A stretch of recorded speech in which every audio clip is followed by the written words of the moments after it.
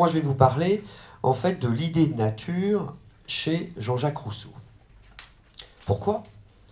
Bien parce que je crois que la nature est au centre de la philosophie de Rousseau et je crois qu'elle constitue l'axe fondamental sur lequel s'édifie son discours anthropologique, son discours moral et son discours politique.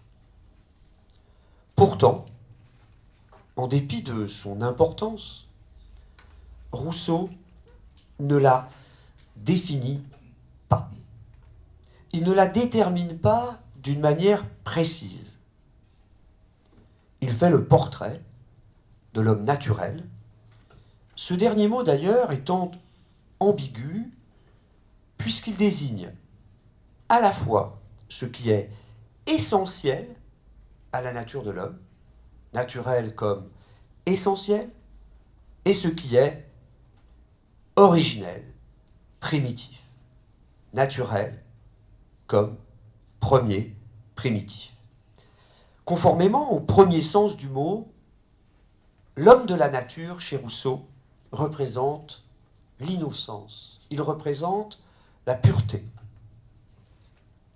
Conformément cette fois au second sens du mot, Rousseau oppose l'origine au soi-disant progrès humain. En effet, rappelle-t-il incessamment, l'évolution de l'histoire est une marche vers la décrépitude humaine. Je cite un passage de l'Émile, c'est un passage du livre 1. « Tout est bien, sortant des mains de l'auteur des choses, tout dégénère entre les mains de l'homme. » À cause des violentes diatribes de Rousseau contre l'état social, quelques lecteurs, et non des moindres, on va le voir, ont conclu que sa pensée renferme un appel au retour à l'origine. C'est le cas de Voltaire, qui, dans une lettre ironique qu'il adresse à Rousseau, commente le second discours, le discours sur l'origine de l'inégalité. Je cite : « J'ai reçu, monsieur, votre nouveau livre. On n'a jamais employé tant d'esprit à nous rendre bêtes. Il prend envie de marcher à quatre pattes quand on lit votre ouvrage. » Fin de citation. Aux yeux de Voltaire, le message de Rousseau est clair. L'homme n'a qu'à reculer des soi-disant progrès pour annuler le mal. Seulement Rousseau semble refuser une telle interprétation. Et il y résiste, me semble-t-il, dès l'époque du premier discours, le discours sur les sciences et les arts, où parce qu'il a dénoncé les maux résultant des sciences et des arts, justement, il a pressenti déjà que d'autres voudront lui prêter cette idée de retour.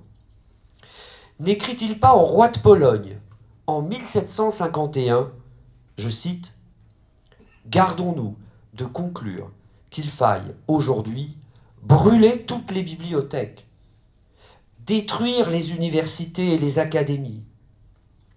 Nous ne ferions que replonger l'Europe dans la barbarie. » Le retour à la pure nature ne représente donc en aucune manière la pensée de Rousseau. Et cela pour les raisons suivantes. Premièrement, l'état de nature est un postulat théorique, chargé d'expliquer la formation des sociétés humaines. Postulat qui permet d'évaluer la condition de l'homme moderne. De ce fait, il rend absurde et totalement irrecevable la thèse du retour, puisqu'il s'agit d'un retour à un état où l'homme n'a jamais existé. Citons encore Rousseau, c'est dans la préface du discours sur l'origine de l'inégalité. L'état de nature est un état qui n'existe plus, qui n'a peut-être point existé, qui probablement n'existera jamais, et dont pourtant il est nécessaire d'avoir des notions justes pour bien juger de notre état présent. Deuxième raison pour laquelle la thèse d'un retour à la pure nature est irrecevable, Pour Rousseau, l'homme est sorti de l'état de nature naturellement. Et cela dans un double sens. Naturellement, premièrement, à la suite des causes naturelles qui l'ont amené à former société. Deuxièmement, à cause de sa nature elle-même, puisque, selon Rousseau, l'homme est perfectible sous l'effet d'une disposition qui est chez lui, selon lui, une disposition native. Troisièmement, de même que le retour à la nature n'est pas possible, la nature humaine ne rétrograde jamais, écrit Rousseau, et jamais on ne remonte vers les temps d'innocence et d'égalité quand une fois on s'en est éloigné. De même, ce retour à la nature n'est pas souhaitable. Rousseau, pourrions-nous donc dire, au terme de cette introduction, n'est donc en aucun cas un primitiviste, mais plutôt un naturaliste.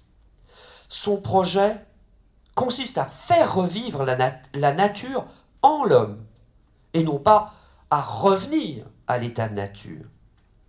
Car la dénaturation négative, dont parle surtout le discours sur l'origine de l'inégalité, doit être suivie de ce que je pourrais appeler ici une désocialisation positive, car il s'agit bien d'une véritable résurrection de la nature dans la vie humaine à laquelle appelle Rousseau. Mais pour apporter ses bienfaits à nos sociétés actuelles, la nature, ça c'est très important je crois, doit changer de direction, pour ainsi dire, relativement au temps. Elle ne doit plus nous indiquer le passé, la nature. Elle doit nous indiquer le futur. Il faut donc inverser le regard rétrospectif que nous avons sur la nature. En effet, celle-ci, la nature, ne doit plus désigner uniquement l'homme sauvage, mais elle doit désigner aussi le nouvel homme que Rousseau cherche à façonner par le biais de la politique, par le biais de l'éducation, par le biais de la religion. Et pour citer encore Rousseau, comme tout tient radicalement à la politique, c'est donc sur celle-ci que nous allons nous attarder en premier lieu pour montrer comment la nature sert de base à l'établissement de ce qu'on pourrait appeler ici la société légitime. Donc premier volet de mon propos, nature et politique. La société du contrat, commençons par le souligner ici, semble bien être une société artificielle et par voie de conséquence une société antinaturelle. Rousseau n'affirme-t-il pas, je cite, « L'ordre social est un droit sacré qui n'a point sa source dans la nature, puisqu'il est fondé sur une convention. » C'est un passage du chapitre 3 du livre 1 de la première version du contrat social. Rousseau a donc une conception artificielle de la société civile. Et par cette conception de la société, Rousseau vise à rejeter toutes les théories qui font reposer l'autorité du souverain sur l'autorité naturelle du père sur ses enfants. Du contrat social, première partie, vous connaissez peut-être ce texte, c'est le chapitre 2. Rejeter donc toutes ces théories, mais rejeter aussi toutes les théories ou toutes les prétentions du droit divin qui donnent au rapport social une origine surnaturelle. Le corps politique, écrit Rousseau, est un être de raison. Et ça veut dire deux choses. Ça veut dire premièrement que le corps politique ne vient pas de la nature, et ça veut dire deuxièmement qu'il ne trouve pas son fondement dans la volonté de Dieu. Ceci dit, le conventionnalisme, ici, de Rousseau, n'est pas un antinaturalisme, car les droits individuels ou le droit naturel ne sont pas anéantis par le contrat social, on les trouve en effet au sein de l'État, ces droits naturels, mais transformés ou rétablis par la raison. En effet, Rousseau admet l'existence d'un droit naturel proprement dit, qui convient à l'état de nature, et qui est au fond constitué par le sentiment de la pitié relié à la recherche de la survie. Sa maxime fondamentale prescrit, c'est une citation tirée du discours sur l'origine de l'inégalité, « Fais ton bien avec le moindre mal d'autrui qu'il est possible ». Or, cette maxime, qu'on pourrait appeler la maxime de la justice naturelle, est rendue impuissante par le déchaînement de l'amour-propre, par le déchaînement des passions qui accompagnent, vous le savez, pour Rousseau, la formation de la société. D'où précisément la nécessité de transformer le droit naturel en loi civile pour empêcher l'injustice de régner parmi les hommes. Mais pour que cette transformation soit possible, il faut adjoindre au droit naturel deux choses. Premièrement, la force de la sanction. Deuxièmement, la garantie de la réciprocité. La fonction du pacte fondamental est ainsi d'instituer l'autorité légitime qui peut obliger les hommes à pratiquer les maximes du droit naturel sous la garantie de la réciprocité des devoirs et des droits. Mais il y a encore un autre facteur qui confirme le fait que Rousseau aspire à trouver un système politique qui reste conforme à l'idéal du droit naturel. Ce facteur, c'est celui du respect de la parole. D'après le second discours, le devoir de tenir ses engagements remonte à l'état de nature, et plus précisément au moment où les hommes s'unissent en troupeaux et acquièrent l'idée des engagements mutuels et l'avantage de remplir ces engagements. Les passages que nous venons de citer nous permettent donc de mieux comprendre que l'obligation de respecter le pacte a son unique fondement dans le devoir, originellement naturel, de tenir ses engagements. Partant de là, on peut dire que selon Rousseau, la communauté politique à instaurer a pour tâche de conserver ce que le progrès nie.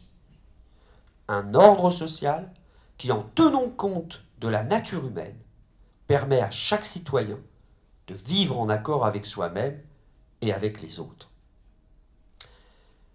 De la politique à la pédagogie, le dessein de Rousseau restera ainsi le même. Préserver la nature au sein de l'homme. Il s'agit, autrement dit, de sauver les hommes, aussi bien collectivement qu'individuellement, contre ce que l'on peut appeler ici le progrès dénaturant. J'en viens donc à la seconde partie de mon propos, la question de l'éducation et son rapport à la nature. On peut penser, en effet, que pour Rousseau, il y a deux formes d'éducation. L'éducation publique, première forme, dans la lignée de l'institution publique de Sparte, dans la lignée de Platon. Et deuxièmement, l'éducation domestique, ou l'éducation de la nature, qui est scandée d'ailleurs en deux grandes étapes, l'enfance et l'adolescence. Elle-même subdivisée pour produire, vous le savez peut-être, les 5 livres de l'Émile. L'enfance, que Rousseau étudie dans les livres 1 à 3, l'adolescence, que Rousseau étudie dans les livres 4 et 5. Alors, si la première forme d'éducation vise à former les citoyens, la deuxième forme, l'éducation domestique ou naturelle, vise à former les hommes. La première sorte d'éducation prolonge donc la deuxième, car dans la pensée de Rousseau, et dans la nôtre, pourrais-je ajouter, on commence à être homme avant de devenir citoyen. Le nouvel homme que Rousseau aspire à réaliser sera donc une création de l'éducation naturelle. Et voilà pourquoi on doit évidemment maintenant s'attarder sur celle-ci. Loin d'être simple, en effet, l'éducation naturelle se présente comme une composition de 3 éléments qui, au premier abord, paraissent hétérogènes. L'éducation, écrit Rousseau dans le livre 1 de l'Émile, je cite, « nous vient de la nature, ou des choses, ou des hommes. » Fin de citation. Le développement des facultés et de nos organes est l'éducation de la nature. L'usage qu'on nous apprend à faire de ce développement est l'éducation des hommes.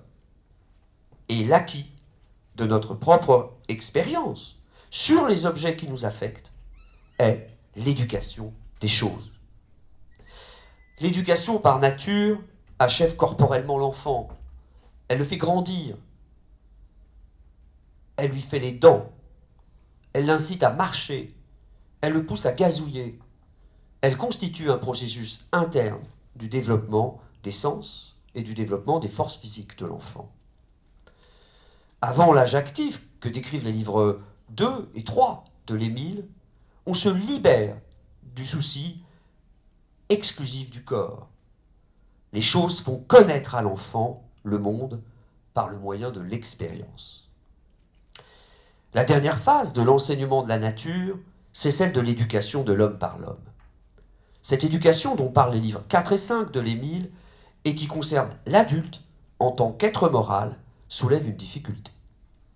En effet, comment l'homme si altéré, comment l'homme si dénaturé, si vicié par la société, pourrait-il réussir à éduquer ses semblables selon la nature ?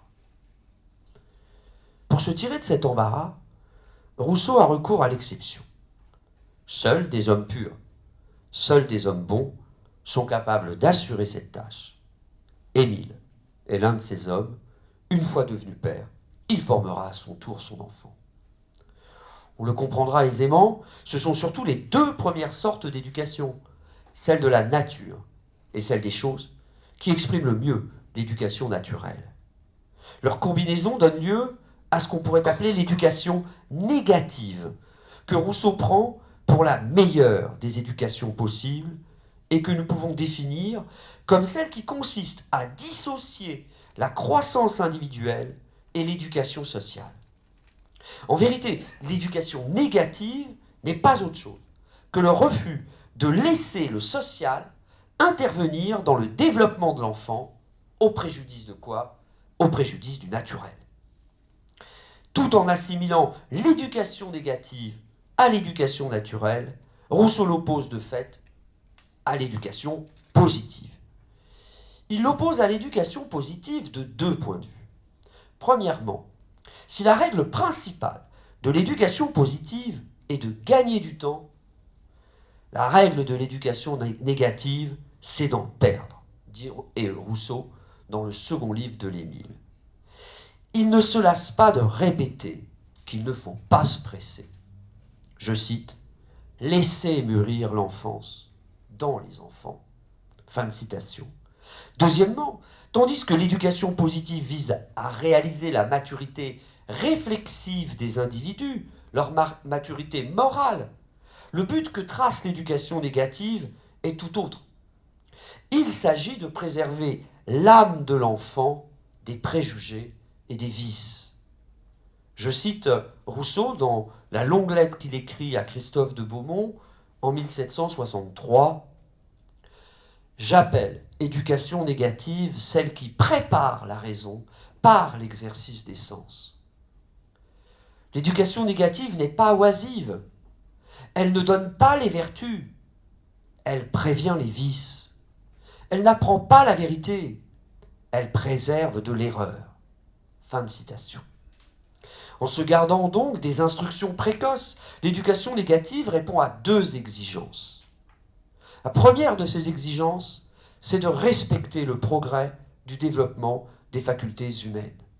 L'enfant n'est d'abord que sensation, puis ensuite raison sensitive, et ensuite encore, il devient raison intellectuelle, et enfin, conscience morale. La deuxième, c'est de former des jugements au lieu d'encombrer la mémoire. C'est le principe pédagogique de l'expérience, qui privilégie l'initiative personnelle. Et c'est là le sens profond de l'éducation dépourvue de médiation, qui laisse l'enfant découvrir tout par lui-même et en lui-même. Voilà pourquoi la tâche du gouverneur ne consiste pas à instruire l'enfant, selon Rousseau, mais à le diriger selon la voie de la nature. Je cite, « Laissez longtemps agir la nature avant de vous mêler d'agir à sa place, de peur de contrarier ses opérations. » C'est dans le livre 2 de l'Émile. L'éducation négative poursuit en définitive un double objectif. Préserver la bonté naturelle des individus, préserver leur liberté. L'Émile, écrit Rousseau d'ailleurs, dans Rousseau, juge de Jean-Jacques, n'est qu'un traité de bonté originelle de l'homme, destiné à montrer comment le vice et comment l'erreur, étrangers à sa constitution, s'y introduisent du dehors.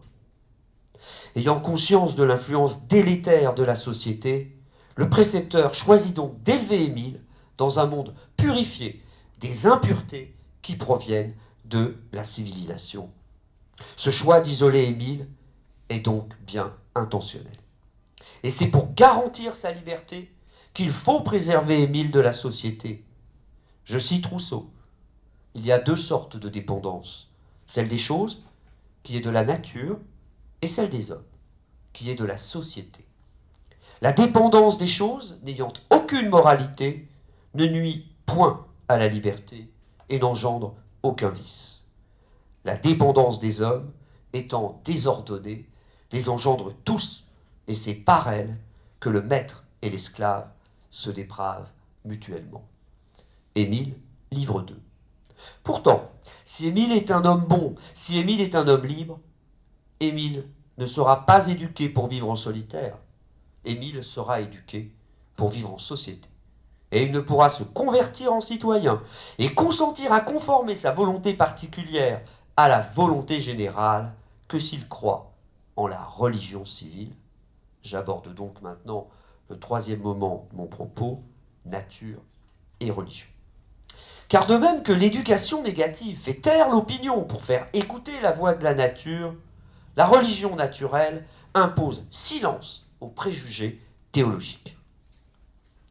Que d'hommes entre Dieu et moi, s'exclame d'indignation le vicaire savoyard. La religion naturelle est une religion libérée de tous les savoirs ecclésiastiques qui faussent l'image réelle du Créateur. Le vicaire savoyard nous montre la voie à suivre pour retrouver cette religion naturelle. Il s'agit d'abord de fermer tous les livres, pour n'en consulter qu'un seul, à savoir, précisément, celui de la nature. Je cite Rousseau, « J'ai donc refermé tous les livres. Il en est un seul ouvert à tous les yeux, c'est celui de la nature.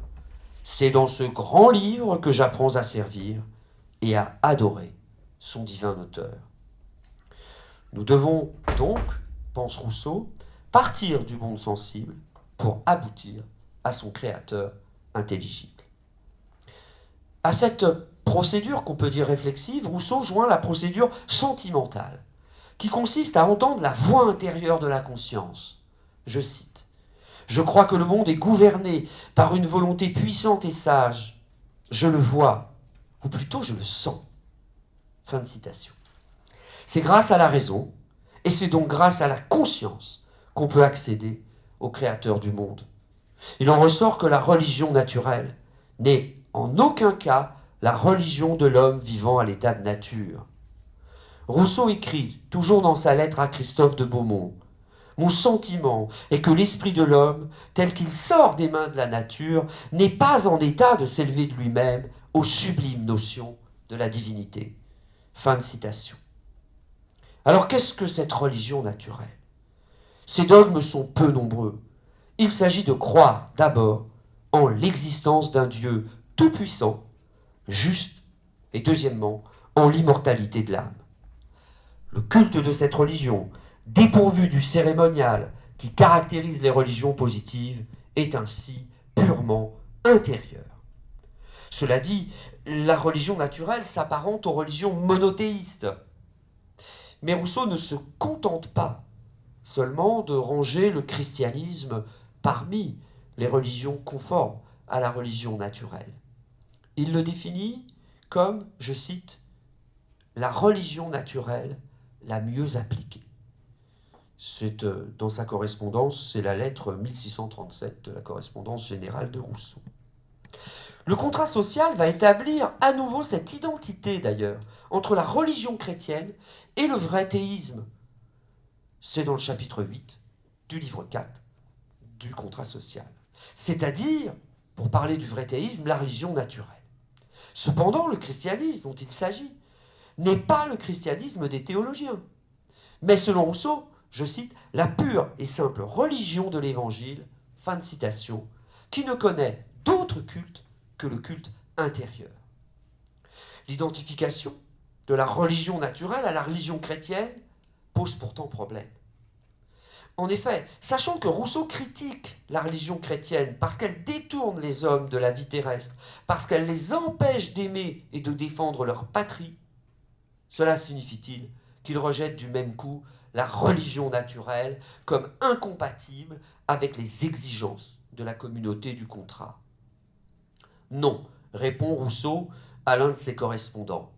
Je cite, « On est obligé de se conformer à la religion particulière de l'État et il n'est même permis de la suivre que lorsque la religion essentielle s'y trouve. » C'est dans la lettre 1823. Rousseau ne se contredit-il pas alors, lui qui semble d'un côté rejeter et de l'autre côté garder la même religion? Tout le problème se résout, selon moi, si l'on sait dissocier dans la religion chrétienne le substantiel du secondaire. Pour mériter le nom de religion naturelle ou essentielle, la religion chrétienne, en effet, ne doit tenir compte que de ce qui est utile à la société. Et ce qui est utile à la société, c'est la foi en l'existence de Dieu et la croyance en l'immortalité de l'homme.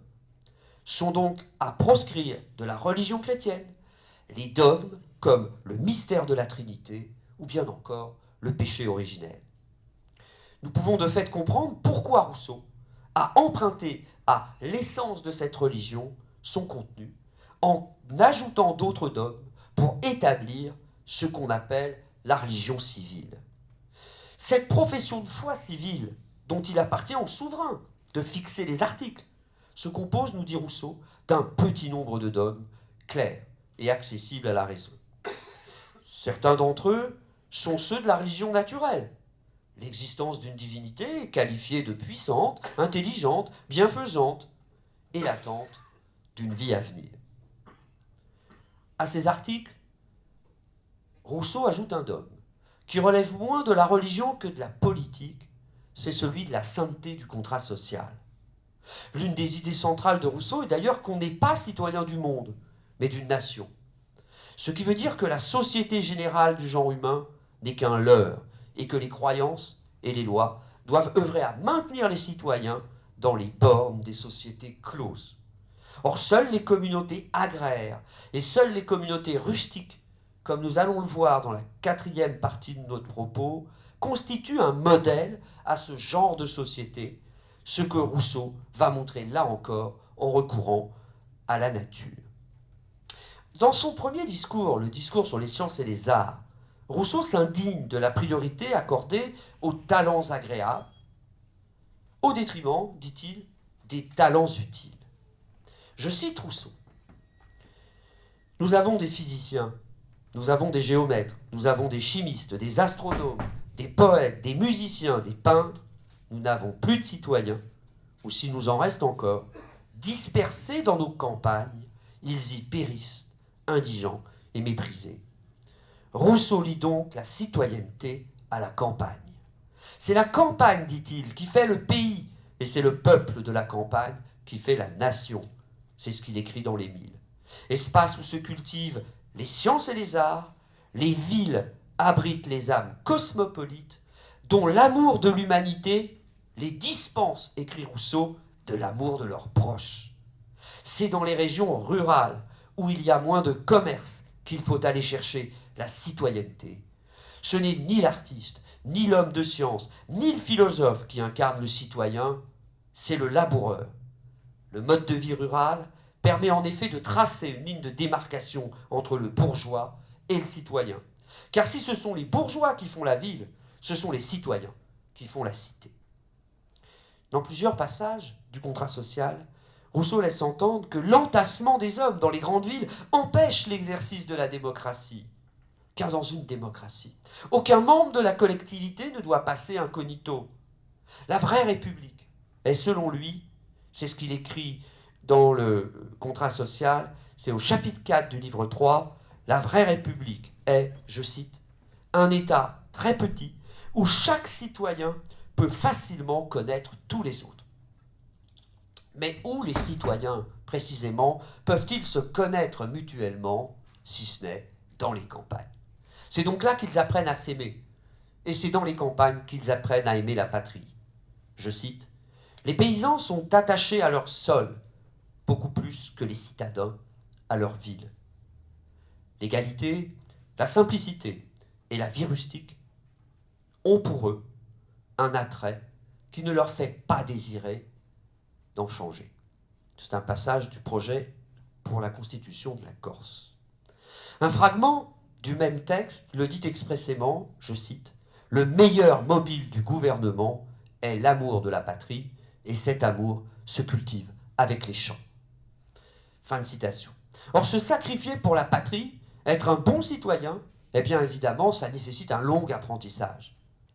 Ce seront les fêtes nationales qui seront les piliers de cette éducation. Les fêtes nationales devront être simples, favorisant l'intégration, renforçant la solidarité. Les fêtes permettront au cœur de s'ouvrir les uns aux autres dans d'inoubliables moments de joie. S'il fallait parler de l'agriculture, eh bien disons qu'elle est reliée, selon Rousseau, aux valeurs politiques qui lui sont chères, à savoir l'indépendance nationale et la défense de la patrie. Rousseau opte en effet pour la subsistance autarcique. Je cite, « Un pays est dans sa plus grande indépendance quand la terre y produit autant qu'il est possible, c'est-à-dire quand elle a autant de cultivateurs qu'elle en veut avoir. » Fin de citation. La bravoure militaire est d'ailleurs elle-même tributaire du mode de vie agricole. Je cite, « La culture de la terre forme des hommes assez robustes pour devenir de bons soldats. Ceux qu'on tire des villes sont mous. Ils ne peuvent supporter les fatigues et fuient devant l'ennemi. » Projet pour la constitution de la Corse. Quant aux villes, par-delà l'anonymat qui les caractérise, nous l'avons vu, on pourrait conclure ici en disant qu'elles se caractérisent, les villes, par une quadruple faiblesse. Première faiblesse, c'est une faiblesse économique. Les richesses que produisent les villes ont pour effet l'appauvrissement du peuple. Ou, je cite Rousseau, « Souvenez-vous que les murs des villes ne se forment que du débris des maisons des champs. » C'est dans le contrat social au livre 3, chapitre 13. Deuxième faiblesse, c'est une faiblesse démographique. Les villes consomment plus de cultivateurs que de denrées. Elles dépeuplent le pays. Troisième faiblesse, c'est une faiblesse stratégique. Les cultivateurs qui assurent la subsistance de la nation assurent aussi sa défense. En prenant résolution de vivre en ville, ils deviennent oisifs, ils deviennent lâches et exposent leur pays à la soumission. Enfin, quatrième faiblesse, c'est une faiblesse morale.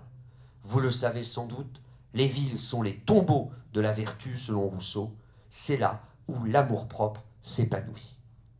La préférence de Jean-Jacques va ainsi aux sociétés rurales, au sein desquelles les hommes sont en contact avec la nature, où leur principale activité est l'agriculture et où la morale est stable. De par sa conception de la nature, vous dirais-je pour conclure mon propos, Rousseau paraît on ne peut plus actuel. Certes, il y a une part d'utopie dans la pensée de Rousseau, mais sa critique de la civilisation, qui ne cesse de provoquer la rupture entre l'homme et son milieu naturel, sa dénonciation du progrès, qui dénature les individus, sa guerre menée contre l'idolâtrie de l'argent, sa défense de la justice sociale et de la liberté des peuples font de lui, je crois, un auteur dont la lecture vous sera cette année essentielle. Je vous remercie de votre attention.